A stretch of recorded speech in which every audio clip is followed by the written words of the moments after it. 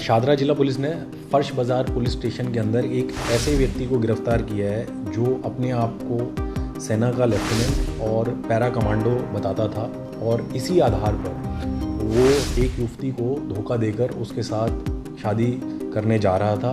उसने उस युवती से 70,000 रुपये भी ले लिए थे। आरोपी एनडीए की परीक्षा की तैयारी करता था। उसने एनडीए का एग्ज़ाम लिखा था, हालांकि वो उसमें पास हो नहीं पाया।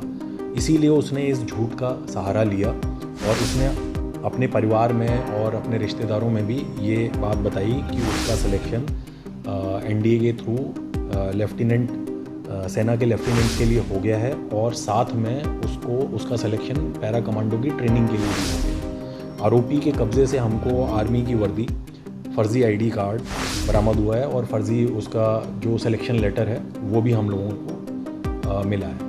आपने अक्सर कई फिल्मों में देखा होगा कि एक लड़का पढ़ाई कर रहा होता है, उसे कोई लड़की पसंद आ जाती है और वो लड़की को प्रभावित करने के लिए झूठ बोल देता है कि वो बड़ा अफसर है।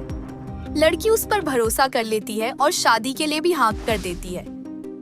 लेकिन कहानी में मोड़ तब आता है जब सच सामने आता है और झूठ का खेल खत्म हो जाता है। ऐसा ही एक मामला दिल्ली से सामने आया है जिसने सबको चौंका दिया। ये कहानी है 23 साल के दीपांशु की, जो कानपुर के संजीव नगर का रहने वाला है। उसके पिता सेना से हवलदार पद से रिटायर हुए हैं। घर के माहौल में आर्मी का जिक्र होना आम था, लेकिन दीपांशु खुद एनडीए की परीक्षा पास नहीं कर पाया। परिवार को सच बताने की हिम्मत नहीं हुई तो उसने एक खतरनाक खेल शुरू किया। एनडीए की पास आउट लिस्ट से एक हमनाम का नाम दिखाकर उसने परिवार को भरोसा दिला दिया कि वो सिलेक्ट हो गया है और खड़कवासला ट्रेनिंग के लिए जा रहा है। असलियत में वो कानपुर में ही छोटे मोटे काम करता रहा, लेकिन धीरे धीरे झूठ की दुनिया में इतना डूब गया कि खुद को आर्मी लेफ्टिनेंट और पैरा कमांडो बताने लगा। इसी बीच एक शादी समारोह में उसकी मुलाकात हुई दामिनी नाम की युवती से, जो नोएडा में मेडिकल स्टोर चलाती है। पहली मुलाकात में ही दीपांशु ने अपनी नकली पहचान का खेल शुरू कर दिया। कभी आर्मी की वर्दी पहनकर मिलने आता तो कभी मिशन की कहानियां सुनाता।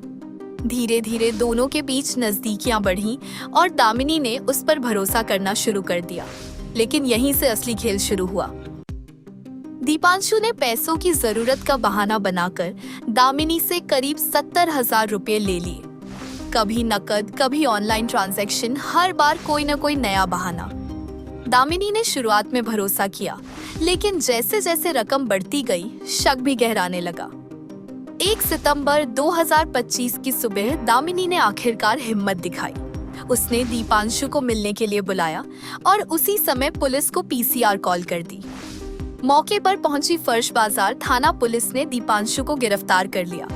तलाशी में उसके पास से सेना की नकली वर्दी और फर्जी पहचान पत्र बरामद हुआ। पूछताछ में जब सच सामने आया तो पुलिस भी हैरान रह गई।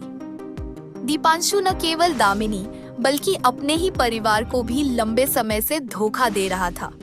उसके माता पिता को यकीन था कि बेटा सेना में अफसर है और देश की सेवा कर रहा है, लेकिन सच्चाई ये थी कि वो सिर्फ एक धोखेबाज निकला जो दूसरों की भावनाओं से खेल रहा था। पुलिस अब पूरे मामले की जांच कर रही है और ये पता लगाने की कोशिश कर रही है कि कहीं दीपांशु ने और भी लोगों को इसी तरह ठगा तो नहीं।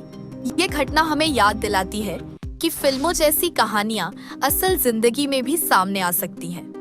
फर्क बस इतना है कि फिल्मों में अंत में हीरो बच जाता है, लेकिन हकीकत में झूठ का जाल देर सबेर टूट ही जाता है।